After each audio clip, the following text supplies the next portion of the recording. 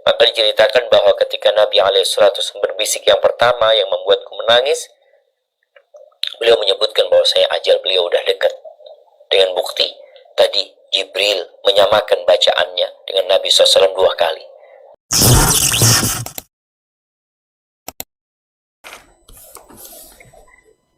Dari Aisyah radhiyallahu anha, ia menuturkan, kami para istri Nabi Shallallahu Alaihi Wasallam pernah berada di sisi beliau. Lalu datang Fatimah radhiyallahu anha dengan berjalan kaki yang gaya ayunan langkahnya tidak berbeda sedikit pun dari gaya melangkah Rasulullah Shallallahu Alaihi Wasallam. Ketika melihatnya, beliau pun langsung menyambutnya seraya bersabda, "Selamat datang anakku." Kemudian beliau menyuruh duduk di sebelah kanan atau kirinya, lalu beliau berbisik kepadanya, kemudian dia menangis keras sekali. Ketika merasa iba kepadanya, beliau membisikkan kepadanya untuk yang kedua kalinya, sehingga dia pun tertawa. Lalu kukatakan kepadanya, Rasulullah SAW telah mengistimewakan dirimu dengan berbagai rahasia di tengah-tengah istri beliau. Akan tetapi kamu malah menangis. Setelah Rasulullah beranjak, aku bertanya kepadanya, Fatimah, apa yang dikatakan Rasulullah SAW kepadamu? Dia lalu menjawab, aku tidak akan menyebarluaskan rahasia Rasulullah SAW. Setelah Rasulullah SAW wafat, lantas aku menanyakan kepadanya, aku bersumpah dengan hakku atas dirimu, ingin mendengar darimu tentang apa yang disampaikan oleh Rasulullah SAW kepadamu. Maka dia berkata, kalau sekarang ini terjemahannya azamtu dibilang sumpah mungkin diganti ya. Bukan aku bersumpah, tapi aku meminta. Aku meminta. Nah. Yes. Kalau sekarang aku akan beritahukan. Adapun bisikan beliau yang pertama kepadaku, beliau mengatakan bahwa Jibril biasa datang untuk menyamakan dengan beliau bacaan Al-Quran sekali atau 2 kali dalam 1 tahun. Tetapi sekarang dia melakukannya 2 kali, dan aku tidak mengira melainkan ajal telah dekat. Oleh karena itu, bertakwalah kepada Allah dan bersabarlah karena sesungguhnya sebaik-baik orang yang meninggalkan kamu adalah aku. Oleh karena itu aku menangis, sebagaimana yang kamu saksikan. Dan ketika beliau melihatku bersedih hati, maka beliau berbisik kepadaku untuk yang kedua kalinya, seraya mengatakan, wahai Fatimah, tidakkah kamu suka kalau kamu menjadi pemuka wanita-wanita mukmin atau wanita-wanita umat ini? Oleh karena itu aku tertawa sebagaimana yang kamu saksikan. Muttafaq alaih. Barakallahu fiik. Masya Allah. Cerita yang panjang ya. Tentang kehidupan di rumah Nabi SAW. Di sini kita melihat bagaimana rumah tangga Nabi SAW. Beliau memiliki 9 istri dan beliau pernah mengumpulkan semuanya dalam satu majelis. Imma di situ Nabi SAW memberikan nasihat kepada semuanya, atau memang kondisinya ketika itu Nabi sedang sakit. Sallallahu alaihi wasallam. Di sini disebutkan kedatangan Fatimah yang gaya jalannya persis seperti gaya Nabi SAW. Dan bagaimana beliau menyambut putrinya dengan ucapan marhaban bibnati, selamat datang dengan putriku ya. Lalu didudukkan di sebelah Nabi SAW. Kemudian Nabi berbisik. Dari 9 istri-istrinya, berarti Aisyah menjadi yang ke-10 putri Nabi SAW bersama mereka. Di situ Nabi berbisik. Yang tidak diperbolehkan adalah berbisik ketika bertiga. Jadi bertiga, tahu-tahu yang satu berbisik kepada satunya. Karena ini akan membuat sedih orang yang ketiga yang tidak diajak untuk berbicara. Sedangkan pada kondisi ini, di situ ada 9 istri Nabi alaihi salatu wassalam. Maka Nabi alaihissalatu wasallam berbisik kepada Fatimah dan itu tidak ada masalah. Ketika berbisik kepada Fatimah, Fatimah menangis dengan keras. Kemudian Nabi berbisik yang kedua kali, lalu dia tertawa. Disinilah Fatimah kemudian diminta oleh Aisyah radhiyallahu taala anha untuk menyampaikan apa yang dibisikkan Nabi kepadanya. Tapi Fatimah menolak. Ketika Nabi udah pergi, diminta sama Aisyah, Nabi tadi ngomong apa sama engkau? Kok engkau menangis ya? Kemudian Nabi berbisik yang kedua, lalu Aisyah tertawa. Setelah meninggalnya Nabi SAW, artinya Aisyah ini kepingin tahu apa sih yang diomongkan. Tapi ketika Nabi hidup alaihi salatu wassalam, Fatimah tidak menceritakan. Kenapa? Karena itu rahasia. Maka dia tidak menceritakan. Loh, kenapa kok jadi rahasia? Karena Nabi berbisik alaihi salatu wassalam. Dan tadi sudah disampaikan hadis, apabila seorang berbicara kepadamu, kemudian dia menoleh, itu amanah, berarti itu rahasia yang harus dijaga. Apalagi ini berbisik. Artinya nggak ada orang yang mendengar. Ketika Nabi alaihi salatu wassalam meninggal dunia, di sini Fatimah diminta oleh Aisyah dengan ucapannya, azamtu alaiki bima li alaiki minal haq. Aku memohon kepadamu dengan sangat, dengan perantara hakku atas dirimu. Apa haknya Aisyah atas Fatimah? Aisyah adalah istri Nabi. Jadi kalau mungkin bahasa di negeri kita jadi ibu sambung ya. Sebenarnya dia istri Nabi. Dan Nabi cinta kepada Aisyah radhiyallahu ta'ala anha. Dan Nabi alaihissalatu wasallam pernah mengatakan kepada Fatimah secara khusus, agar Fatimah mencintai Aisyah radhiyallahu ta'ala anha. Artinya haknya istri bapak ini ya dihormatin, dicintain, ya dihargain. Maka akhirnya Fatimah menceritakan. Kalau sekarang baru aku akan sampaikan. Karena udah terjadi gitu loh. Apa kejadiannya? Nabi udah meninggal dunia SAW. Maka diceritakan bahwa ketika Nabi alaihissalatu berbisik yang pertama yang membuatku menangis, beliau menyebutkan bahwasanya ajal beliau udah dekat. Dengan bukti tadi Jibril menyamakan bacaannya dengan Nabi SAW 2 kali tahun itu. Dan juga kita tahu Nabi SAW di akhir hayatnya itu beliau iktikafnya 20 hari bukan 10 hari.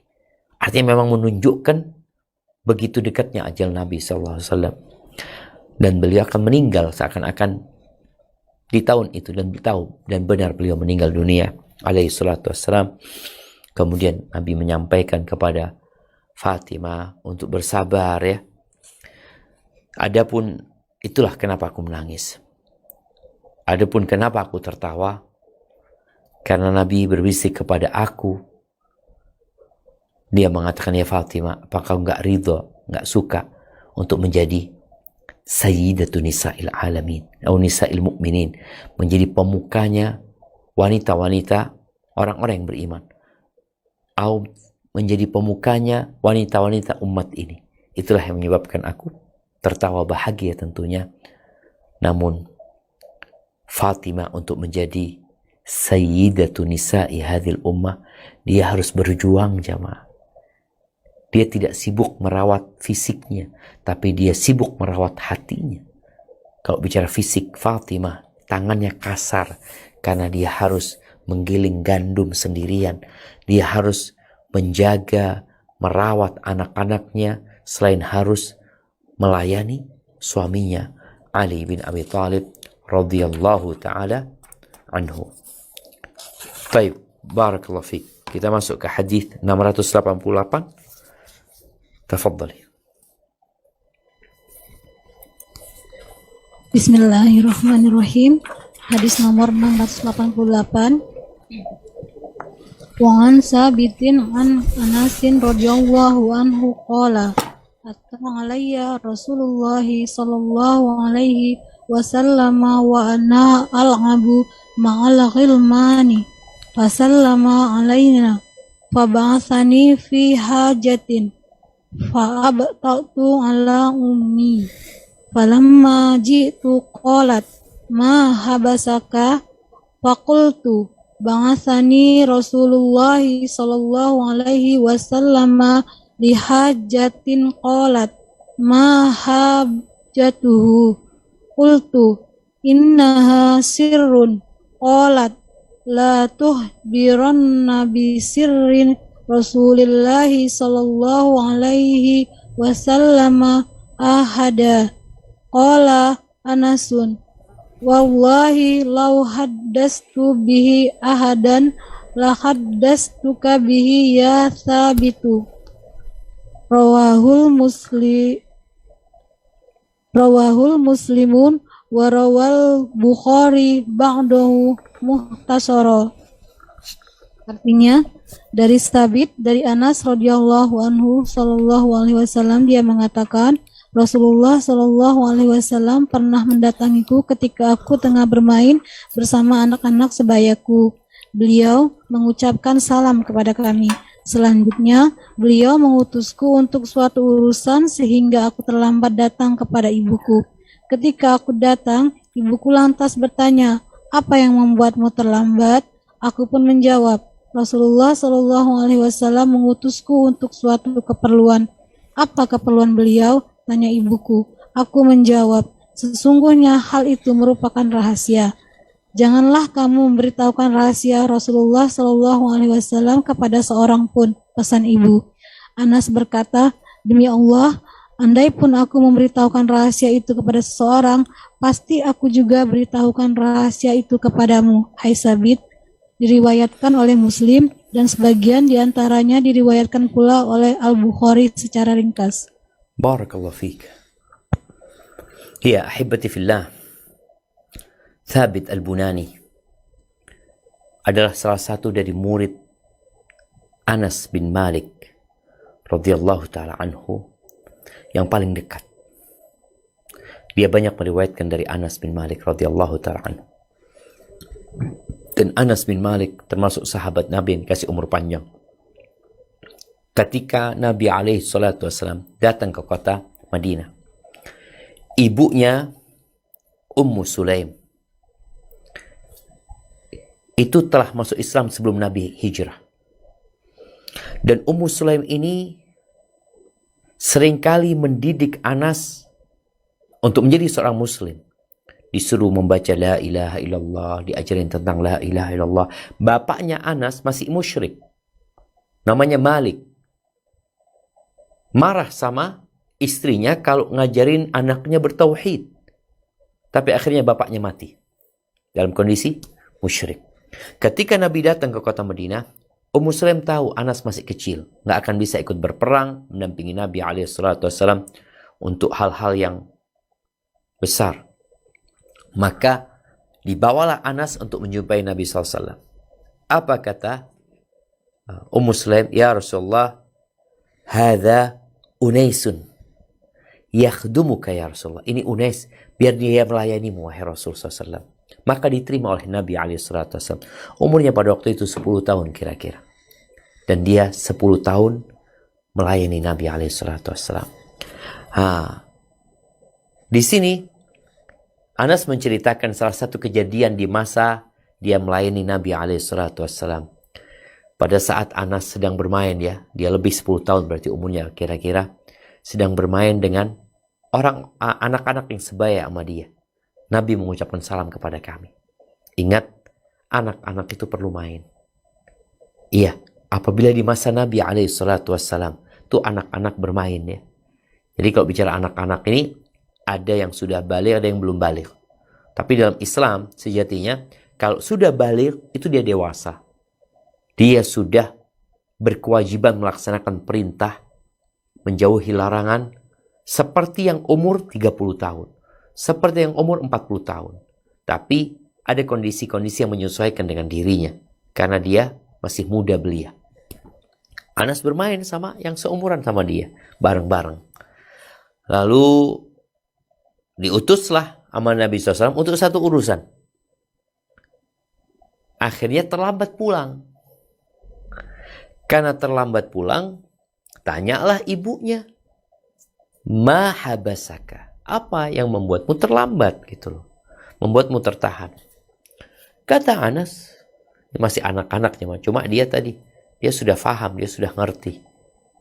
Mungkin juga dia sudah balik pada waktu itu. Dia mengatakan, ba'athani Rasulullah sallallahu alaihi wasallam li hajah. Aku diutus untuk menyelesaikan sebuah urusan. Tanya Ummu Sulaim. Dia spontan tuh. Karena kalau kan orang spontan tanya, apa urusannya gitu loh. Apa keperluan Nabi SAW gitu loh. Apa kata Anas bin Malik radhiyallahu anhu? Innaha sir. Itu rahasia ya Ummi. Bayangkan sampai sama ibunya dia tidak katakan. Itu rahasia. Di sini sang ibu semakin cinta sama anaknya. Momentum itu digunakan untuk memantapkan adab dan perilaku anaknya. Apa kata dia? Kata ibunya, la tukhbiranna bi sirri Rasulillah sallallahu alaihi wasallam ahad. Jangan kau ceritakan rahasia Rasul SAW kepada seorang pun. Ibunya nggak dikasih tahu. Qala Anas. Anas berkata, ini sudah berapa puluh tahun dari meninggalnya Nabi SAW. Anas mengatakan kepada muridnya, Thabit al-Bunani, demi Allah, kalau ada satu orang yang aku kasih tahu urusan Nabi SAW, pasti engkau orang yang aku akan kasih tahu. Tapi itu rahasia. Berarti ini rahasia yang disimpan sama Anas bin Malik sampai meninggal dunia. Berbeda dengan rahasia tadi, cerita Umar dengan Abu Bakar. Diceritakan karena urusannya udah selesai. Udah gak ada masalah menceritakan. Kemudian berbeda dengan rahasia Nabi SAW dengan Fatimah. Udah selesai urusannya. Nabi udah meninggal dunia. Maka diceritakan. Tapi ada rahasia yang tidak boleh disebarkan. Artinya rahasia selama-lamanya. Salah satu yang diceritakan sama Anas bin Malik. Kalau ada orang yang aku kasih tahu, engkau orang yang aku kasih tahu. Berarti Anas menyimpan rahasia itu sampai Anas meninggal dunia. Radhiyallahu ta'ala anhu. Taib.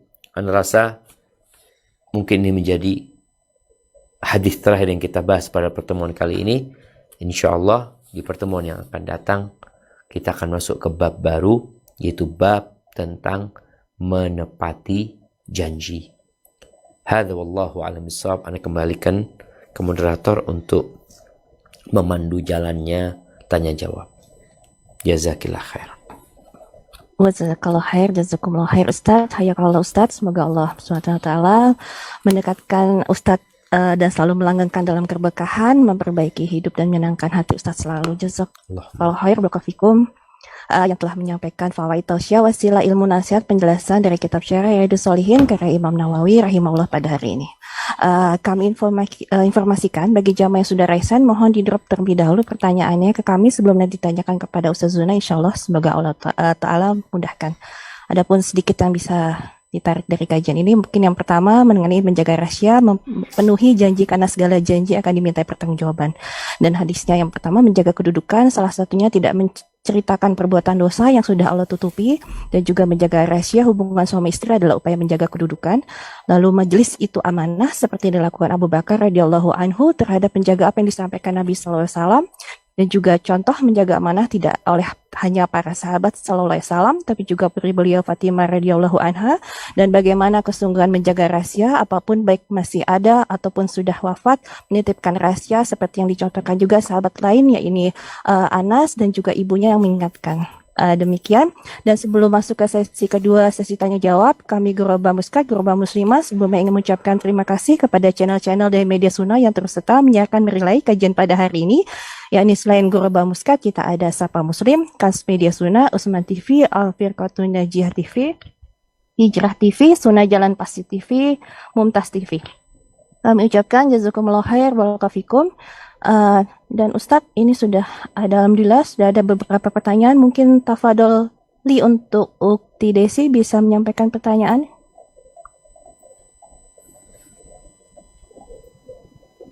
Assalamualaikum warahmatullahi wabarakatuh, Ustadz. Waalaikumsalam warahmatullahi wabarakatuh. Ahlan wa sahlan. Naam, Ya, tafadhal. izin bertanya Ustadz. Saat ini saya dan suami tinggal di negara Kuwait. Kami memiliki putri yang ingin melanjutkan kuliah di suatu negara. Apakah kami boleh menyekolahkan putri kami di negara yang berbeda dengan kami? Karena di Kuwait, di tempat kami tinggal, tidak memungkinkan untuk putri saya untuk kuliah. Insya Allah untuk keberangkatannya dari Kuwait sampai ke negara tujuan, insya Allah kami bisa antar anak putri kami, Ustadz. Karena insya Allah kami paham putri kami tidak bisa safar tanpa mahram. Namun yang menjadi kekhawatiran dan pertanyaan kami adalah satu, apakah setelah kami antar anak kami ke negara tersebut, setelah itu bolehkah kami tinggalkan putri kami dan membiarkan putri kami kuliah atau sekolah di negara tersebut sendirian tanpa mahram? Yang kedua, mengingat akan adanya kemungkinan besar putri kami akan pulang malam, misalnya ada tugas dari kuliah atau juga dari tempat kos ke kampus yang kami tidak tahu keadaan lingkungannya. Apalagi misalnya di negara yang bukan mayoritas muslim. Banyak sekali faktor kekhawatiran dari lingkungan dan sebagainya. Jadi gimana Ustadz? Pertanyaannya bagaimana syariat memandang maslahat hukum mukim untuk putri kami tersebut, Ustaz? Jazakallah khair, Ustaz. Masya Allah, barakallah fiik. Naam, ahibati fillah. Allah Azza wa Jal berfirman, Ya ayyuhalladzina amanu qu anfusakum wa ahlikum nara. Wahai orang-orang beriman, jagalah diri kalian dan keluarga kalian dari api neraka. Hal ini hendaklah menjadi visi dan misi orang tua, menyelamatkan anaknya dari api neraka. Baik itu anak laki-laki, apalagi anak perempuan. Kalau bicara anak itu mau kuliah, maka coba dipikirkan, apa pentingnya kalau dia anak perempuan tadi kuliah di tempat itu? Apa tujuannya? Apa targetnya? Menyelamatkan dia dari api neraka atau sekedar ya mencari dunia? Kalau bicara mencari dunia, boleh-boleh seorang belajar ilmu dunia, ilmu yang bermanfaat buat dia dalam urusan dunia. Tapi jangan sampai mengorbankan agama. Jangan bicara di Kuwait, disekolahkan ke luar negeri, di negeri yang minoritas muslim di sana, di negeri kita, di Indonesia. Kadangkala orang tua menyekolahkan anaknya, umpamanya dari Jakarta, dia kirim ke Jogja. Kuliah di sana, di UGM atau di kampus lainnya. Kemudian ada yang dari luar pulau menyekolahkan anaknya di UI, umpamanya. Yang mana anak itu ya akan sibuk belajar, akan sibuk kuliah. Tapi apakah ada jaminan keamanan? Kalau masalah berangkatnya perlu didampingin. Ketika dia sudah mukim, ya sudah hukumnya hukum orang yang mukim. Tapi bagaimana orang tua menjamin keamanan buat putrinya? Kalau tadi dikatakan nggak tahu dia keluar malam nantinya, nggak tahu dia hidup di lingkungan yang seperti apa, ya orang tua harus tahu. Jangan kemudian dia meninggalkan. Orang tua harus tahu apakah aman buat putrinya. Apalagi kita bicarakan tadi, yang dituntut nih ilmu dunia. Yang kalau ternyata di situ ada jaminan keamanan dan ilmu dunia yang dituntut itu insya Allah bermanfaat buat dia, dan insya Allah lingkungannya akan menjaga dia dari kemaksiatan, dari berbagai perbuatan dosa dan kejahatan, maka mungkin itu menjadi pilihan. Tapi kalau enggak, dikatakan enggak tahu nanti gimana. Gimana? Engkau enggak tahu, anakmu Seperti orang yang melepaskan anaknya di hutan, kemudian dia nggak tahu anaknya mau dimakan macan nantinya, atau terjebak dalam lumpur bergerak umpamanya, atau dia tersesat di dalam hutan sehingga tidak bisa balik, maka orang tuanya tanggung jawab. Jadi intinya, orang tua yang melepas putrinya untuk belajar di sebuah tempat yang jauh dari dirinya, maka dia harus pertimbangkan hal-hal yang tadi disampaikan. Dan dia harus terus memberikan pengawasan. Dia harus berusaha untuk terus memberikan bimbingan. Walaupun dia di tempat kos, maka berusaha bagaimana dia di tempat itu ada yang menjaganya. Baik penjagaan itu dari sisi umpamanya pengawas asrama, dia berada di asrama yang anak-anak yang tinggal di situ akan selalu diawasi ibadahnya, maka insya Allah nggak ada masalah. Tapi kalau dikatakan nggak tahu ya, maka gimana orang tua dikatakan nggak tahu dengan lingkungan yang ada? Terus bagaimana anakmu nantinya? Engkau bakal ditanya sama Allah Subhanahu wa Ta'ala. Jadi intinya, hendaklah para orang tua memilihkan tempat yang paling baik buat anaknya, memperbaiki niat mereka, kemudian tetap mengawasi, bukan yang berkaitan dengan pendidikannya, tapi yang berkaitan dengan peribadatan yang dia lakukan kepada Allah Azza wa Jalla. Hadza wallahu a'lam bissawab. Nah.